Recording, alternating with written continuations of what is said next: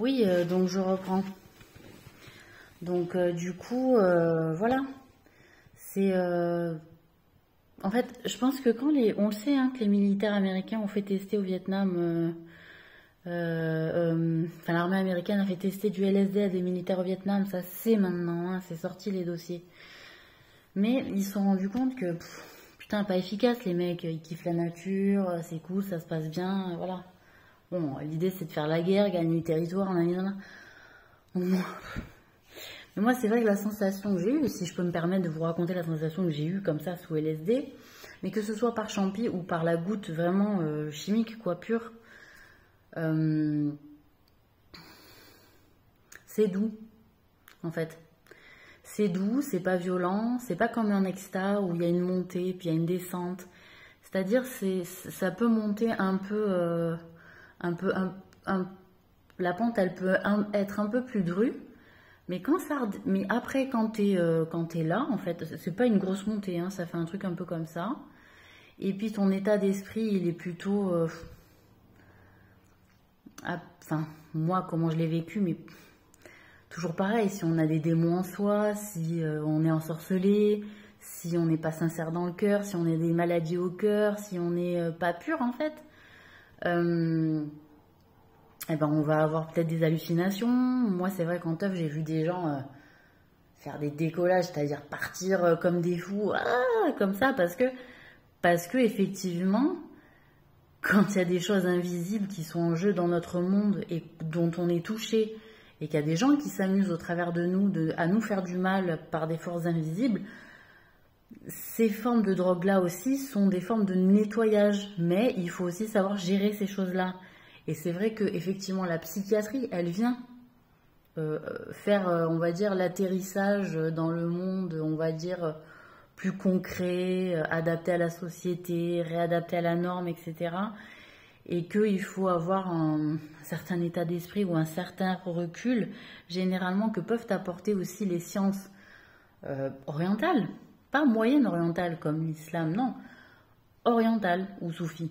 Orientales, c'est-à-dire asiatiques, hein, ou moyenne-orientale comme indienne. Comme bon, le bouddhisme, il peut être chinois, il est en Inde, hein, voilà, c'est en Inde l'histoire. Je ne sais même pas si c'était pas Cyril encore cette histoire. Enfin bref, ou Jean, ou on comprend rien, ou Christophe. Hein, bon bref, un des trois, les trois têtes là. Enfin bref, tout ça pour dire quoi?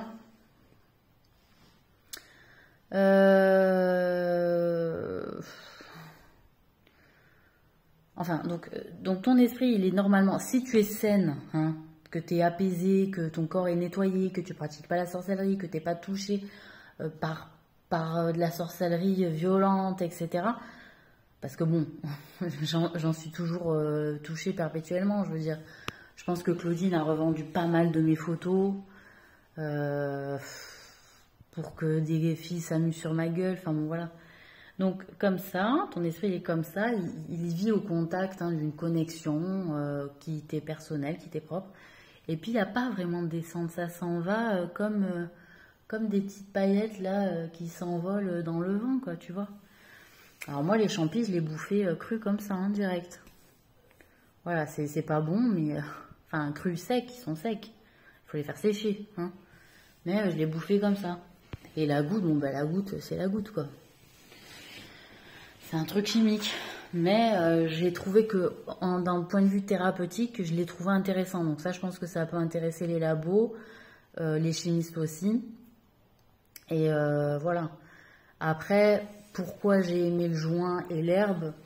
J'aime le joint, je préfère le shit enfin je préfère le hashish et par exemple ce qu'on appelle le pollen, hein, ou l'afghan, donc la pâte un peu plus noire, ou le black, que l'herbe, par exemple, que la bœuf. Moi, la bœuf, j'ai trouvé ça trop fort à fumer. Je préfère le hashish. Et d'ailleurs, en général, rares sont, je crois, les Marocains qui fument l'herbe. Hein. Je crois qu'ils fument que le hashish, d'après l'information que j'avais eue. Donc, vous voyez, il y a des choses aussi peut-être qu'il ne faut pas fumer. Je crois que c'est Bob Marley qui avait dit que l'herbe, c'était bien. Mais moi, j'en suis plus si sûre. Hein. Et puis l'opium, c'est aussi effectivement ce que j'ai pris. Et donc je l'ai fumé. Hein, c'est comme une pâte de hashish molle noire qui a l'odeur du coquelicot. Et donc on le roule comme on roule l'afghan, c'est-à-dire en boudin, quoi, hein, qu'on met dans le joint. Et pareil, c'est très apaisant, c'est très agréable, voilà. Et c'est les 3 drogues saines que j'ai trouvées, que j'ai goûtées. Le reste, j'ai pas goûté. Peut-être qu'on m'a donné une fois un exta que je pense pas avoir particulièrement kiffé, mais que j'ai géré. Et la MDMA, j'ai jamais pris, parce que en plus les gens ils sont là, ils prennent la MDMA, genre ouais, t'aimes tout le monde. En fait, ils se détestent tous à la fin. Et c'est tout. Je le jure sur Dieu, j'ai pris que ces drogues-là. Voilà, LSD, opium et hashish, quoi. Enfin, bœuf aussi, j'ai goûté forcément. Donc voilà, c'est pour ça que je les défends, parce que je les ai testés, je les ai goûtés, et que le reste, j'ai pas goûté, et d'après expérience, ça vaut pas le coup. Donc moi, je suis contre les bonbonnes, je suis contre l'héroïne, je suis contre... je suis contre toute autre forme de drogue, stéroïdes, et je sais pas quoi d'autre que je connais pas en fait. Hein. Voilà, je préfère, voilà. Je crois que je connais pas après ce qui est utilisé dans les médicaments dans les labos. J'invite les labos à peut-être moins se concurrencer sur des dérivés d'eux, hein, parce que je pense qu'il y a une question aussi de dérivés, de taux, de dosage, de contrats aussi avec des pays. Donc je pense aussi ça c'est des questions complexes en termes de commerce. Je suis pas contre les labos, non, je pense qu'on a besoin de la chimie. C'est pas parce que j'aime la teuf et que je vais trier mes déchets et que j'aime bien de temps en temps prendre des produits bio que je vais acheter que du bio et que je vais tout le temps trier mes déchets. Je suis pas une psychopathe de la perfection, je sais pas quoi. Non, je pense qu'on a besoin de la chimie. Moi, j'ai jamais été contre le fait de prendre mes traitements. Je sais pas ce qu'elle vous a raconté, Claudine. J'ai pris pendant 15 ans ce putain de Risperdal à 1 mg par soir. Soi-disant, ça me faisait dormir et que finalement, quand je l'ai arrêté, ben, je dormais quand même. Hein, faut dire ce qu'il y est. Donc voilà. Et j'en ai assez d'être confrontée à des questions d'être les uns contre les autres en fait. Moi, ce que je veux, c'est faire du lien. Voilà. Si j'ai été en tout cas Frida Kahlo, il y a cette photo que j'ai mis sur mon Facebook en disant quand vous dessinez des frontières, moi je les traverse pour dessiner des horizons. Enfin, je sais plus comment elle disait. Je vous la mettrai quand je la retrouve cette histoire. Voilà.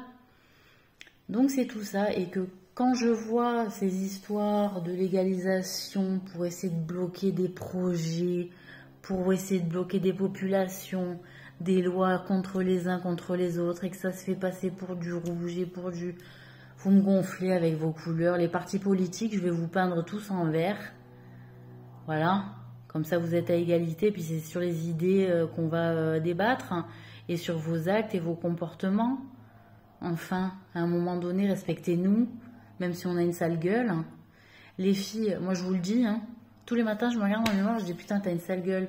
Et qu'est-ce que je me dis? Bah c'est pas grave, on s'en bat les couilles. T'as une sale gueule et puis voilà. Mais je suis fière de ce que je suis. C'est pas parce que je vais être en beauté que je vais être là fière de ce que je suis. Combien de fois je me suis fait attraper à faire la belle devant le miroir là, et à me faire attraper par la sorcière du miroir. Oh t'es belle, c'est la plus belle. Ça existe ces conneries là en fait. Voilà, donc arrêtez de vous faire les belles trucs à vous regarder 15 fois dans le miroir. Déjà si vous vous regardez trop souvent dans le miroir, c'est mauvais signe. C'est qu'il y a quelqu'un au travers de vous, ou qui est en tuba, ou qui vous ensorcelle à la distance, ou qu'il y a quelque chose dans le miroir qui a essayé de vous attraper parce que vous avez ou une faiblesse et que vous êtes éprouvé par Dieu, ou que vous êtes en train de tourner mal au niveau de vos intentions, ou que vous êtes très mal entouré aussi de votre entourage proche. Plusieurs solutions. Bon après, qu'est-ce que je voulais dire d'autre? Oui, pour ces générations là de mères qui sont assaillies par des enfants handicapés, autistes, TDAH ou TDHA, bon je sais plus, trouble du comportement. tout ça, quand il n'y a pas de reconnaissance et un vrai travail évolutif des sciences, de la psychologie et de la pédagogie en général à l'école qui fait qu'on est encore dans une stagnation et dans une muséification de la réflexion autour de l'éducation et de l'apprentissage des enfants, je suis outrée, sachant tous les penseurs qui ont existé, hein, que ce soit Bourdieu, que ce soit Piaget, que ce soit, bon, Freud, il faisait des pipes lui aussi, Jung, que ce soit qui encore, Erickson, hein, ou même les nouveaux là, tout un tas de nouveaux qui sont sortis, qui sont intéressants, dont j'ai même pas le temps de lire les livres parce qu'il faut que je me batte contre des filles qui veulent les princes, les couronnes, les bijoux de la couronne et je ne sais quoi encore qu'est-ce. Alors que finalement, elles se font laides et qu'elles peuvent se changer de gueule comme elles veulent, alors que moi, ma peau, à part faire ce que je fais, mes petits trucs, vous voyez, je peux rien faire. Hein, je fais des nettoyages de peau des fois chez l'esthéticienne, mais elle m'en fait pas un vrai, hein, je vous le dis. Elle me fait ça à l'arrache, hein. Tu sais, genre, ah, t'as pas les sous pour aller te faire un nettoyage de peau. Puis après, c'est, oh, elle a eu les sous pour se faire un nettoyage de peau. Ben, ça va, elle est pas à plaindre. Vous m'avez fatiguée, quoi. Fatiguée, voilà. Vous voyez la gueule que j'ai? Vous m'avez fatiguée psychologiquement et c'est ce que vous vouliez. Muser pour récupérer mon putain de jeu parce que vous aviez pas envie qu'une femme voilée porte la France et le reste du monde. Voilà. Alors que je me suis tapé un boulot, je me suis levé l'âme. Même les hommes, ils s'en foutaient parce qu'ils savent ce que c'est que porter ce que j'ai porté. Les hommes, ils hallucinent, ils m'ont dit, t'es une bête. Hein, ils me le disent hein, quand ils me croisent mentalement, ils me disent, putain, t'es une bête, ils me disent. Ils ont du respect pour moi et c'est ça que vous détestez. Que les mecs aient du respect pour moi. Et moi, je vais vous dire, ils ont du respect pour moi parce que je me suis battue avec eux. Parce que je suis allée dans la merde avec eux. Je suis allée me traîner dans la boue avec eux. Que je m'inquiétais de leur sort. Que j'essayais d'aller chercher de l'eau quand ils avaient soif. Que j'essayais de trouver des solutions quand ils avaient faim, quand ils étaient sur le terrain. Et que souvent, je me retrouvais confrontée à des femmes quand j'allais chercher leur aide, qui restaient là, à dire on s'occupe des enfants, on s'occupe des enfants. Parce que vous en avez fait des enfants. Aujourd'hui encore, je suis là, mais je me dis, mais de quelle communauté de femmes je fais partie, enfin, à part celle de l'islam. Et elle est masculine et féminine, elle est mixte. Donc toutes ces fémènes encore qui nous saoulent et qui nous prennent en otage avec leur soi-disant viol, agression sexuelle, et gna gna gna, je m'en fous. Je vous défends pas parce que c'est une stratégie politique que vous avez. C'est une stratégie politique que vous avez pour affaiblir les hommes et leur travail, en fait, pour la justice de la femme. Parce que vous travaillez pas pour les femmes. On sait pas ce que vous êtes, les fémènes. J'ai pas compris. Vous m'avez cassé les couilles dès le départ, vous êtes servi de moi. Hein, dans les siècles passés, vous êtes servi de moi. Vous m'avez mis en avant et puis après vous m'avez écrasé comme de la merde.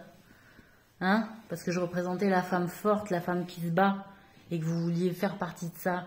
Ben voilà, vous vous battez, mais pas pour la bonne cause, et pas pour la même que la mienne en général. Et vous avez fait croire qu'on se battait pour la même cause et que j'étais avec vous. Pas du tout. Je suis absolument pas avec vous. Je suis pas fémène, moi. Je suis une combattante. Et puis alors solitaire. Hein. Avec les hommes qui m'ont aidé en sous-marin, mes amoureux là. Et qui ont fait des équipes et qui ont essayé de convaincre tout le monde de me suivre alors que ça bavait sur moi tous les mensonges, que ça se faisait passer pour moi des endroits pour faire croire que j'étais contre la cause, etc. Alors que c'était vous qui étiez contre la cause. Et quand je dis la cause, c'était pour les pays du Sud, sous l'équateur. Et même pour la Russie et la Chine finalement. Je comprends pas qu'on puisse autant avoir une détestation. Les arguments de Claudine, c'était quoi? Je vous les ai déjà dit, je vais pas les répéter, je suis fatiguée. Enfin voilà, donc je voudrais qu'on aide ces mamans qui sont face à des maîtresses qui sont d'un ancien temps et qui ne reconnaissent pas la douance et la surdouance de leurs gosses et qui se retrouvent classés comme handicapés ou avec une AVS alors qu'ils dépassent tout le monde. Il faudrait des classes spécialisées. Nous, on fait partie d'une génération, la génération 83, dès ce qu'on appelle les X-Men. C'était nous, c'était pas un dessin animé, c'est la réalité. C'est la putain de réalité, voilà, c'est tout. D'où le fait qu'on ait sorti ce boulot mondial, quoi, à l'international, quoi, et que j'ai porté déjà à moi toute seule tout ce que j'ai porté. Même mes hommes, ils me regardent, ils me disent putain, ils n'arrivent pas à me regarder en face. Ils me disent mais putain, c'est pas possible, t'as pas fait ça toute seule. Même eux, ils n'arrivent pas à le croire. J'ai dit vous avez toutes les images. Donc ils ont eu accès à toutes les images. Ça y est. Voilà. Donc c'est fait les filles. Les mensonges, ça marche plus. L'archange Gabriel a eu toutes les infos. Les services secrets, ça fait longtemps qu'ils les ont. Hein. Cyril, il les a eus, il les a pas dit. Tristan, ça fait très longtemps qu'il les avait, il était obligé de se la fermer. Donc les mythos, ça y est, c'est fini, quoi. Vous ridiculisez, c'est tout ce que vous faites. Voilà, William, il est au courant. Hein. C'est l'archange Gabriel, William. Donc faites pas chier. Faites pas chier, ça suffit, c'est fini.